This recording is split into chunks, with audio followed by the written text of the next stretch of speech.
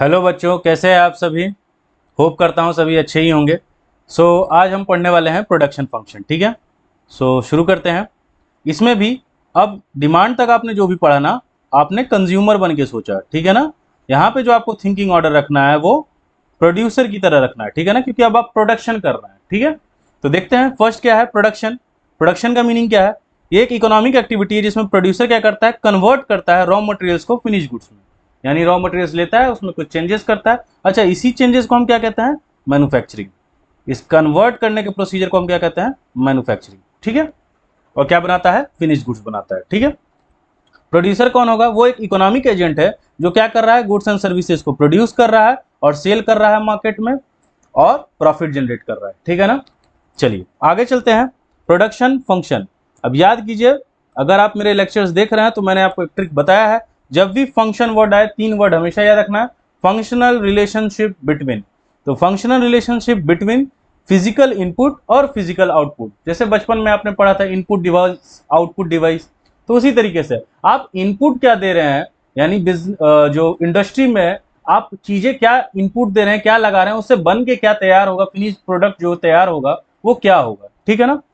सो Q X है equal to F, F for functional, L for labour, K जो है, के पे देखिए ये बार है।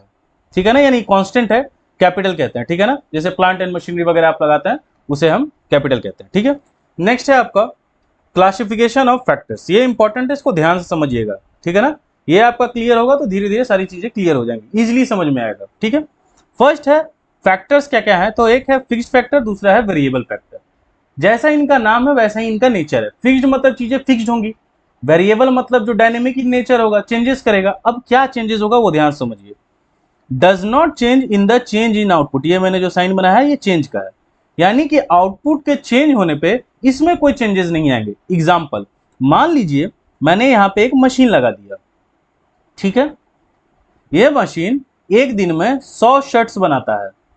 ठीक है, अब मेरे पास आया है ऑफर 500 शर्ट बनाने का, तो क्या मैं एक और मशीन खरीद लूंगा? नहीं सर, आप 5 दिन में इसे बनाइएगा। तो यानी कि प्रोडक्शन में बढ़ा रहा हूं तो इससे मेरे फिक्स्ड फैक्टर में कोई चेंज नहीं आ रहा है। ठीक है, प्लांट एंड मशीनरी हो गया, बिल्डिंग हो गया।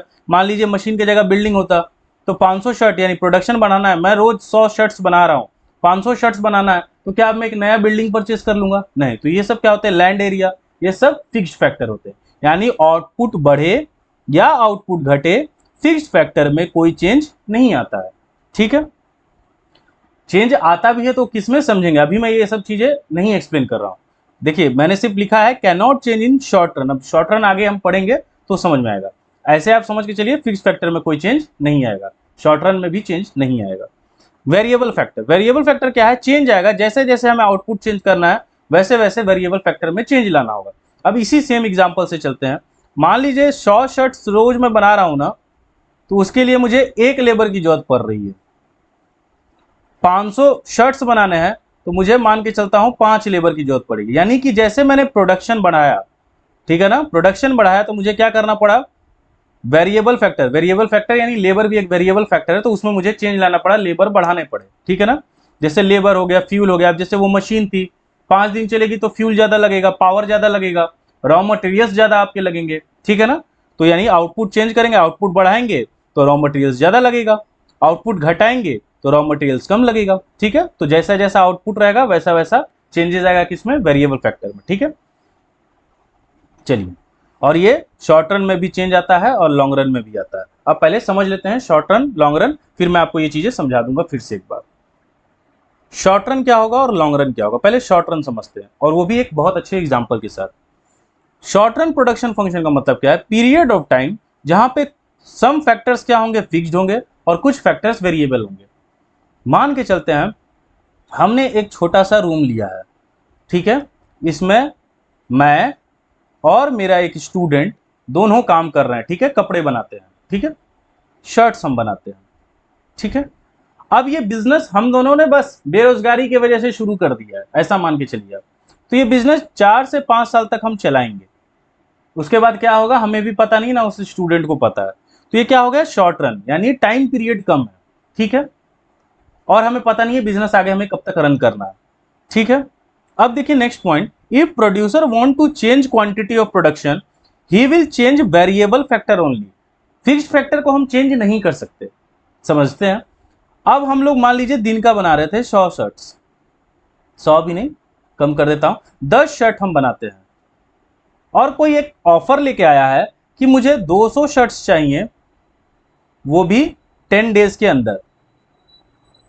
अब आप बताइए क्या इसके लिए हम नया रूम ले लेंगे? तो बोलोगे सर नया रूम ले लोगे फिर कोई ऑफर 200 शर्ट का नहीं आया तो वो रूम तो बर्बाद हो जाएगा। क्या मैं मशीन्स ज्यादा ले लूं? देखिए यहाँ पे जो मशीन है वो छोटी है, लेकिन बड़े बड़े बिजनेस में बड़ी बड़ी मशीन होती है। मैं एग्जाम्पल से बस रिलेट करके चाह रहा हूं कि आपको बहुत अच्छे से समझ आ जाए, ठीक है। तो मैं क्या बोल रहा हूं ना कि मैं क्या करूंगा, लेबर थोड़ा ज्यादा बुला लेता हूं, ठीक है, लेबर ज्यादा बुला लूंगा, हम दोनों क्या करेंगे 12 घंटा काम करेंगे, फिर वो दोनों लेबर से हम दोनों 12 घंटा काम करवा लेंगे, तो 10 दिन में हमारा शर्ट बन जाएगा। तो हमने क्या चेंज किया, सिर्फ वेरिएबल फैक्टर को चेंज किया, ठीक है ना। क्या चेंज किया, वेरिएबल फैक्टर, फिक्स फैक्टर को नहीं। ना मशीन्स चेंज किए, ना लैंड खरीदा, ना कोई बिल्डिंग खरीदी, बस वेरिएबल फैक्टर को चेंज किया। क्यों? क्योंकि हमें पता नहीं है कि बिजनेस कब तक चलाना है। जिसे फिक्स्ड हो जाता है ना कि यही बिजनेस करना है, वो अपने ब्रांचेस ओपन करता है, ठीक है ना। नेक्स्ट एग्जांपल समझते हैं, नेक्स्ट टॉपिक को, तो आपका क्लियर हो जाएगा। लॉन्ग रन प्रोडक्शन फंक्शन है, पीरियड ऑफ टाइम क्या है, इस पीरियड ऑफ टाइम में ऑल फैक्टर्स जो होंगे, यानी आपका फिक्स्ड फैक्टर भी क्या होगा, वेरिएबल इन नेचर होगा। वेरिएबल फैक्टर तो वेरिएबल है ही।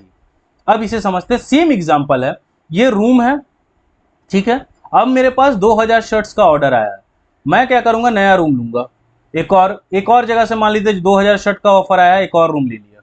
मेरे को अब यही बिजनेस करना है 15 साल 20 साल तक, तो मैं धड़ाधड़ क्या करते रहूंगा, मशीन्स खरीदते रहूंगा, रूम परचेस करते रहूंगा, कि मैं हर जगह से प्रोडक्शन कर करके सेल करते जाऊं, क्योंकि मेरे को ये बिजनेस बढ़ाना है, मेरे को यही काम करना है। लॉन्ग रन का मतलब ये 10 साल 20 साल 40 साल तक ये काम करना है आपको, ठीक है ना। तो इसके लिए आप क्या करते हैं, ब्रांचेस ओपन करते हैं, ठीक है। अब देखिए क्या लिखा है, long enough to increase production capacity. हमारे पास टाइम पीरियड ज्यादा है, तो इसीलिए हम चीजें क्या करते जा रहे हैं, जो पैसा कमाते जा रहे हैं वो बिजनेस में ही इन्वेस्ट करते जा रहे हैं, ठीक है। लॉस नहीं होगा इस काम से, नए नए ब्रांचेस ओपन करने से हमें लॉस नहीं होगा। 2000 शर्ट्स का ऑफर आया तो मैंने ये ब्रांच ओपन किया है, इस ब्रांच पे भी 2000 शर्ट्स का ऑफर आया, ये ओपन कर दिया, इस जगह पे भी 2000। अब 2000 जैसे ही मैं पूरा करूंगा तो मेरा नाम भी होगा ना कि ये जो आदमी है ये ज्यादा शर्ट्स का ऑर्डर भी लेता है और कंप्लीट करके देता है, तो मेरे पे धीरे धीरे कस्टमर आएगा, क्योंकि मेरा यही अब बिजनेस है, मुझे लॉन्ग टर्म में यही बिजनेस करना है। मेरा फिक्स हो गया है कि मेरे और मेरे उस स्टूडेंट को यही काम करना है, ठीक है। चलिए, plant size can be increase और change, more plant can be install, यानी मशीनरी की बात हो रही है, मैं मशीनरी इंस्टॉल करूंगा, मुझे यही काम करना है, ब्रांचेस ओपन करूंगा। What is fixed factor in short run, जो शॉर्ट रन में फिक्स्ड था, देखिए मैं इसको छोटा कर दे रहा हूं, ये देखिए यहां पे जो फिक्स्ड फैक्टर था इसे हम चेंज नहीं कर सकते थे, लेकिन यहां पे जो फिक्स्ड फैक्टर है शॉर्ट रन में becomes variable factor in long run, वो हमारा वेरिएबल फैक्टर बन जाता है, क्योंकि फिक्स्ड में बिल्डिंग थी, मैं नया बिल्डिंग खरीद रहा हूं, वहां पे मशीनरी थी, मैं नया मशीनरी खरीद रहा हूं, तो लॉन्ग रन में को यही काम करना है। इसलिए बहुत सारे जैसे कोचिंग इंस्टीट्यूट को देखिए, उन्हें वही अब करना है, तो वो क्या करते हैं, एक ब्रांच ओपन किया, ज्यादा डिमांड होने लगता है, वो दूसरा ब्रांच ओपन कर देते हैं, फिर तीसरा ब्रांच ओपन कर देते हैं, क्योंकि उन्हें यही करना है जिंदगी भर, ठीक है। जिनका फिक्स नहीं रहता है तो वो एक कोचिंग करते हैं, 20 बच्चा हो गया तो एक बैच बना दिया, 20 और हो गया तो एक और बैच बना दिया, कुछ नए टीचर्स हायर कर लिए। देखो मैं टीचर्स को लेबर तो बोल नहीं सकता, लेकिन इस कॉन्टेक्स्ट में देखा जाए तो क्या किया आपने, लेबर वेरिएबल फैक्टर को ही तो बढ़ाया है, नए टीचर्स को ही तो ऐड किया है, मशीनरी तो बढ़ाई नहीं, बिल्डिंग बढ़ाया नहीं, ठीक है। तो ये कॉन्सेप्ट है लॉन्ग रन और शॉर्ट रन का, ठीक है। अब यहां पे भी देख लीजिए वही यहीं की बात ऊपर लिखी हुई थी, can not change in short run. Short run में देखो फिक्स्ड फैक्टर को हम चेंज नहीं कर रहे हैं, अगर हमें प्रोडक्शन बढ़ाना है तो हम वेरिएबल फैक्टर को क्या करेंगे, उसमें चेंज लाएंगे, फिक्स्ड फैक्टर को हम नहीं टच करेंगे। छोटा सा बिजनेस है, अभी कितने साल चलेगा पता नहीं है, ठीक है। आई होप क्लियर हो गया होगा, नहीं हुआ होगा तो भी मुझे आप कमेंट कर दीजिएगा, ठीक है।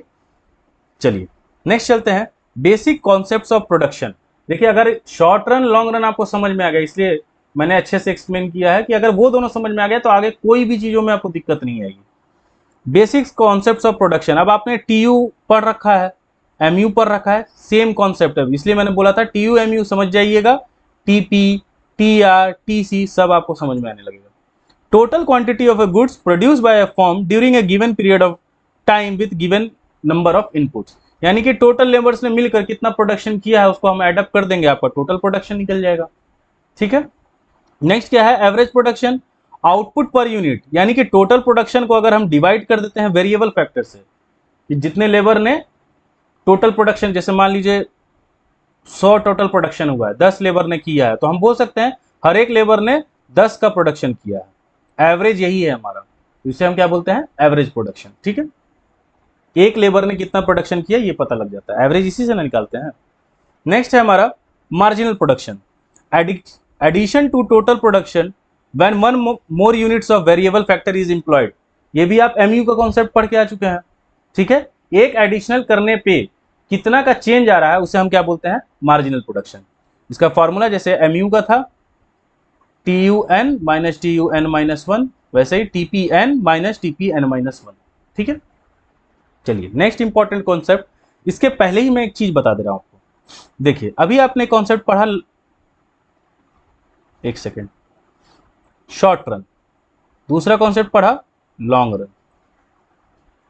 ठीक है, यहां पे हमने क्या पढ़ा है, फिक्स्ड, अगर हमें प्रोडक्शन बढ़ाना है, प्रोडक्शन को बढ़ाना है या घटाना है, तो हम चेंज फिक्स्ड फैक्टर में नहीं, सिर्फ वेरिएबल फैक्टर में क्या करेंगे, चेंज करेंगे, फिक्स्ड फैक्टर को हम टच नहीं करेंगे। लॉन्ग रन में बिजनेस है तो प्रोडक्शन को बढ़ाना है या घटाना है तो हम क्या करेंगे, सिर्फ जो चेंज करेंगे किस में करेंगे, फिक्स्ड फैक्टर में भी चेंज कर सकते हैं और वेरिएबल फैक्टर में, यानी दोनों हमारा क्या बन जाता है, एक तरीके का वेरिएबल बन सकता है, यानी हम उसे दोनों में चेंजेस कर सकते हैं। ठीक है, अब समझते हैं शॉर्ट रन में ना जो कॉन्सेप्ट हम पढ़ेंगे उसको हम बोलते हैं रिटर्न टू ए फैक्टर। क्या बोलते हैं, रिटर्न टू ए फैक्टर। और इसमें जो पढ़ते हैं वो होता है return to scale, return to scale. ठीक है, ये याद रखिएगा, रिटर्न टू स्केल आपके सिलेबस में नहीं है। ठीक है, लास्ट में मैं दिखा दूंगा, ये आपके सिलेबस में नहीं है, नहीं पढ़ना होता, आपको ये पढ़ना होता है रिटर्न टू फैक्टर। यानी शॉर्ट रन में आप बिजनेस कर रहे हैं तो प्रोडक्शन पे क्या इंपैक्ट पड़ेगा वो हम समझते हैं। चलिए, return to a factor, law of variable proportion. Law of variable proportion कुछ नहीं है, आपने जो पहले पढ़ के आए हैं आप एक कॉन्सेप्ट, मैं इधर साइड में बता रहा हूं, DMU, डिमिनिशिंग मार्जिनल यूटिलिटी। क्या पढ़ा था उसमें, मोर एंड मोर यूनिट्स का जब हम कंजप्शन करते जाते हैं तो धीरे धीरे हमारा MU क्या होते जाता है, डिक्लाइन होते जाता है, और डिक्लाइन होने के बाद क्या हो जाता है, MU निगेटिव में चला जाता है। ठीक है, इस कॉन्सेप्ट को रिलेट करके ये समझना है। ठीक है, पहले समझते हैं return to factor. It refers to resultant increase in total product when only one factor is increase. सिर्फ एक फैक्टर को आप बढ़ाते जा रहे हैं, कीपिंग ऑल अदर फिक्स्ड, बाद बाकी को आप क्या रख रहे हैं, फिक्स्ड रख रहे हैं, कोई इसमें चेंजेस नहीं ला रहे हैं। आगे चलते हैं, लॉ ऑफ वेरिएबल प्रोपोर्शन क्या बोलता है, that as we increase quantity of only one input keeping other inputs fixed. अब याद रखिए शॉर्ट रन में यही पढ़े थे ना कि सिर्फ क्या करेंगे आप, वेरिएबल में चेंज लाएंगे, फिक्स्ड फैक्टर को चेंज नहीं करेंगे। टीपी क्या होगा, इनिशियली इंक्रीज करेगा इंक्रीजिंग रेट से, डिक्रीज करेगा और फाइनली क्या चल जाएगा, निगेटिव। क्या डीएमयू में हमने यही नहीं पढ़ा था कि एमयू आपका डिक्रीज करते जाता है, फिर क्या हो जाता है, जीरो पे चल जाता है, उसके बाद निगेटिव चला जाता है। अब यही इसके 3 फेजेस है प्रोड्यूसर के, अगर शॉर्ट रन में बिजनेस है तो इंक्रीजिंग रिटर्न देगा, फिर डिमिनिशिंग देगा और बाद में निगेटिव। अगर आप क्या नहीं कर रहे हैं, चेंजेस नहीं कर रहे हैं तो ठीक है ना, आप सिर्फ वेरिएबल फैक्टर बढ़ाते जा रहे हैं और फिक्स फैक्टर को टच नहीं कर रहे हैं तो आपके साथ यही होता है, आप निगेटिव में जाने लगते हैं। ठीक है, देखते हैं इसको अब टेबल और ग्राफ से।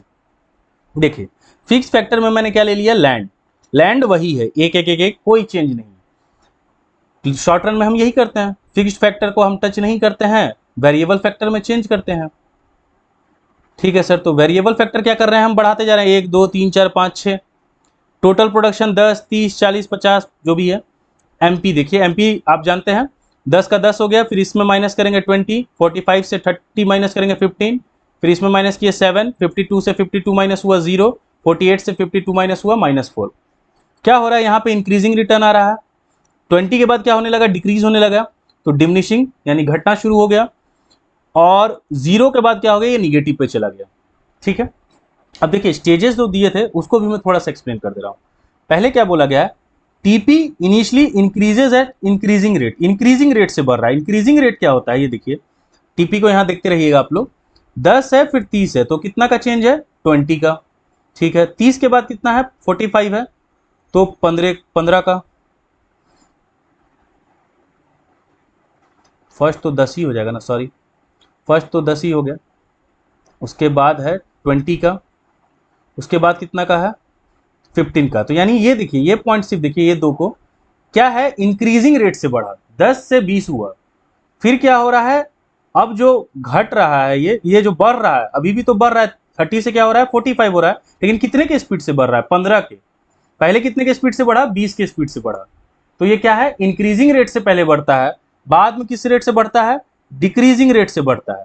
अब भी बढ़ रहा है, 30 के बाद 45 हो रहा है, लेकिन 15 की स्पीड से बढ़ा, फिर उसके बाद क्या है 45 के बाद 52, यानी 7 से बढ़ रहा है, तो 7 से डिक्रीजिंग रेट से हो गया, 15 20 के बाद 15 हुआ घटा, 15 के बाद 7 हुआ, तो ये क्या है रेट डिक्रीजिंग रेट है, ठीक है, बाद में निगेटिव रेट आने लगता है।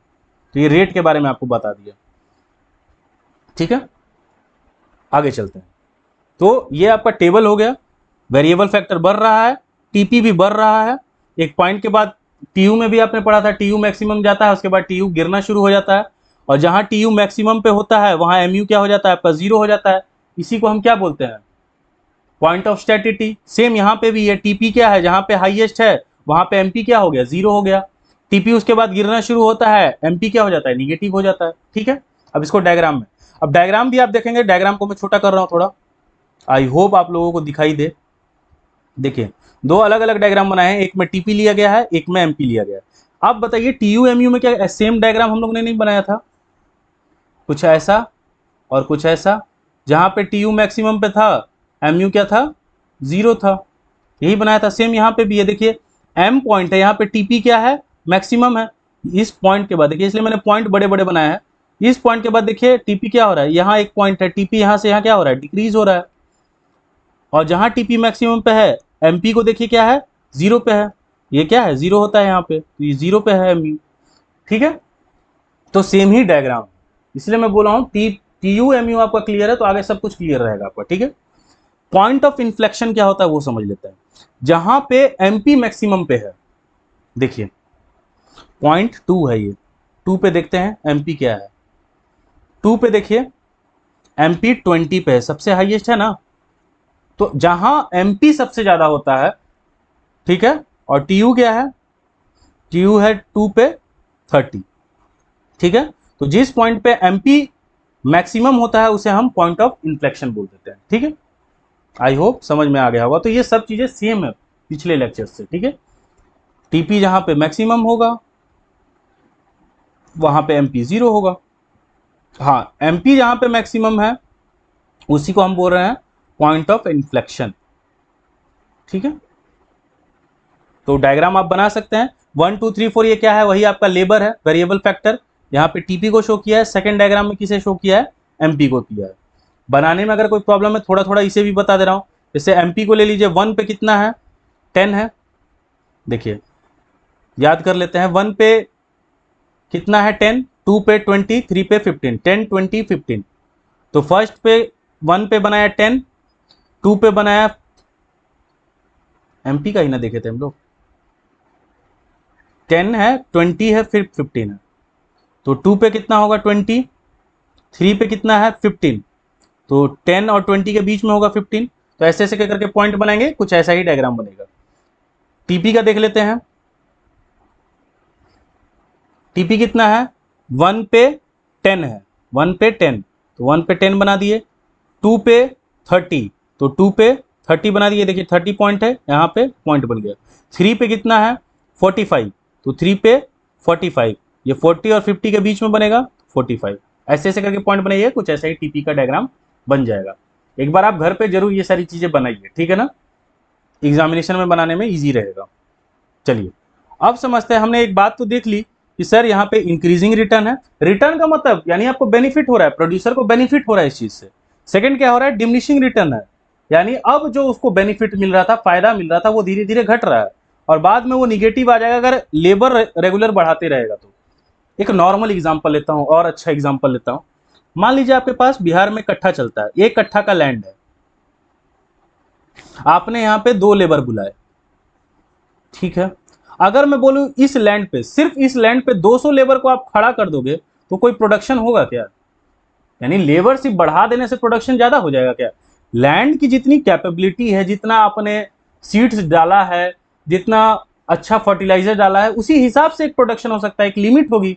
सिर्फ लेबर बढ़ाते जाएंगे तो उससे थोड़ी प्रोडक्शन 5,000 केजी हो जाएगा।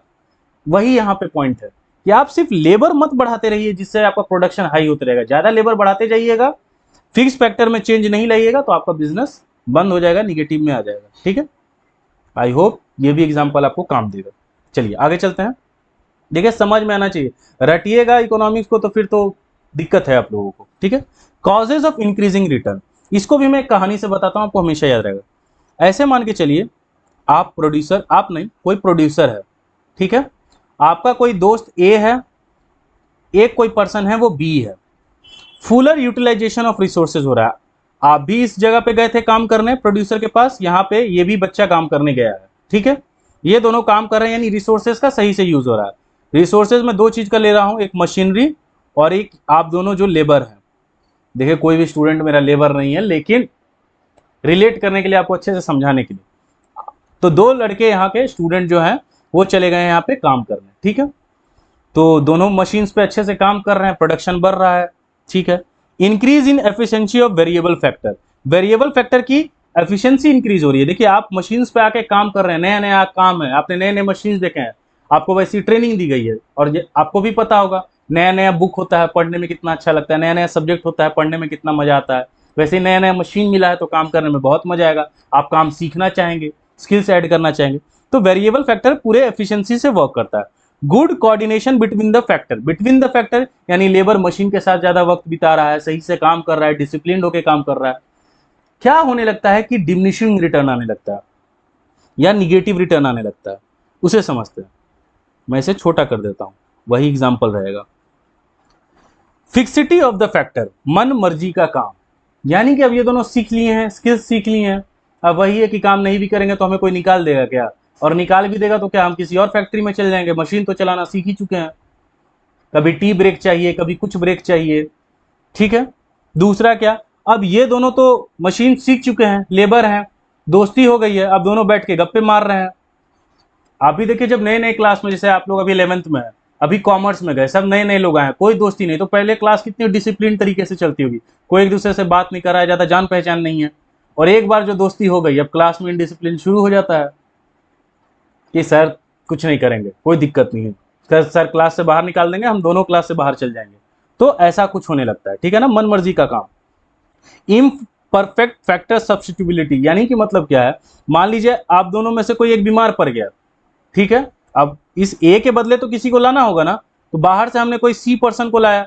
अब वो सी पर्सन मशीन्स को उतने अच्छे से नहीं चला पा रहा है, जैसे मान लीजिए तबियत खराब हो गया लेबर का, सब्स्टिट्यूट भेजा, सब्स्टिट्यूट उतना अच्छा नहीं है जितना अच्छा ये था, उससे भी आपका प्रोडक्शन डिक्रीज होगा।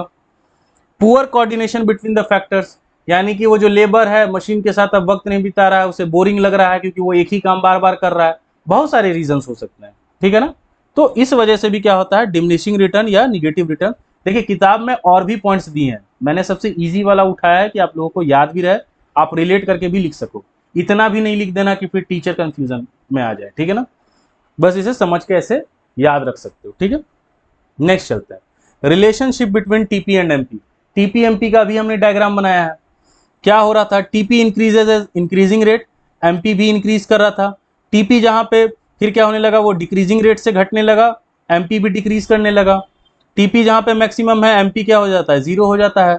TP decreases, MP negative. अब ये सेम टीयू वाला कॉन्सेप्ट है, इसीलिए मैं इसे बस रीड कर रहा हूं, अभी ये सब चीजें मैंने एक्सप्लेन किया है ना। टीपी जहां पे क्या है, ये पॉइंट है मैक्सिमम है, यहां से नीचे गिरने लगता है। जहां टीपी मैक्सिमम पे है, वहां जो आपका ये एमपी है वो जीरो पे है। ठीक है, यहां से जैसे ये गिरेगा, एमपी देखिए जो लाइन नीचे जा रही है, निगेटिव की तरफ लाइन जा रही है। ठीक है, नेक्स्ट जो ये एग्जाम में पूछा जाता है। अच्छा मैं पहले बता दे रहा हूं, अगर एग्जामिनर, इसलिए आपको ये दोनों पढ़ना है, एग्जामिनर अगर क्वेश्चन इजी सेट कर रहे हैं तो वो ये दे देंगे।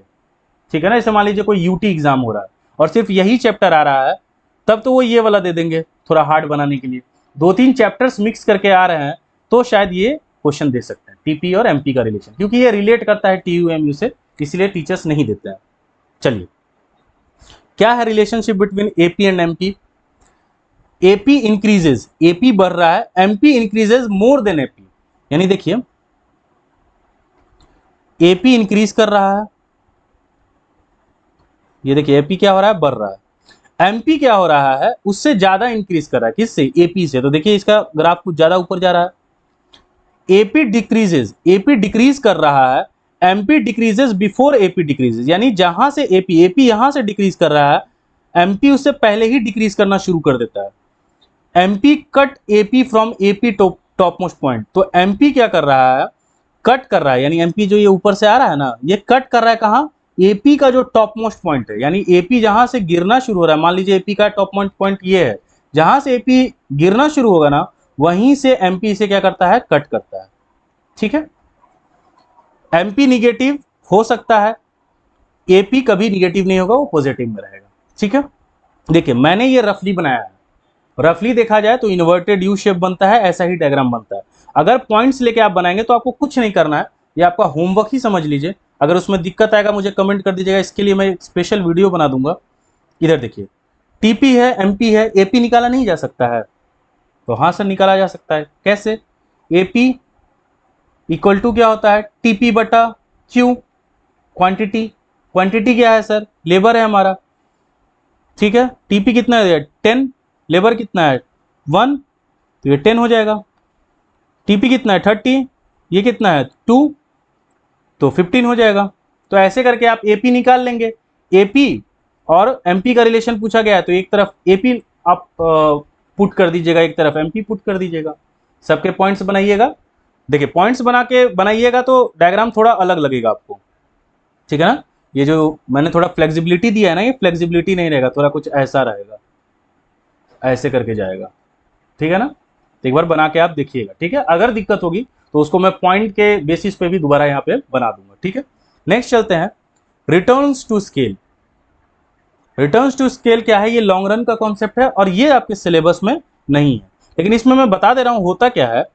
पहले क्या होगा, इंक्रीजिंग रिटर्न, दूसरा क्या होता है कांस्टेंट रिटर्न, और तीसरा डिमिनिशिंग। यहाँ निगेटिव का कॉन्सेप्ट नहीं है।